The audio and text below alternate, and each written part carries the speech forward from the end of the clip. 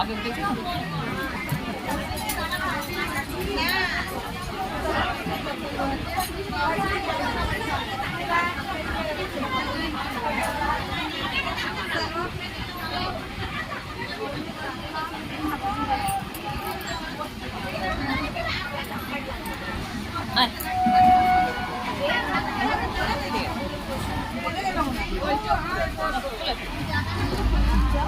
না না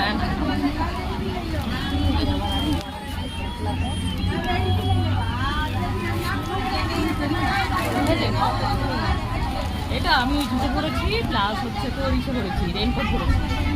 ওখানে আমার রেনকোট চেক করে দিবি আসবো কালকে সময় বলছি রেনকোট কিনবি আমি নিয়ে নিই বলে কথা আমি এখন বললাম হালকা হালকা বৃষ্টি হচ্ছিল বেশি দূরে বন্ধ নয় ট্রেনের মধ্যে যাবো তো গরম লাগবে পেনটা কি করা আছে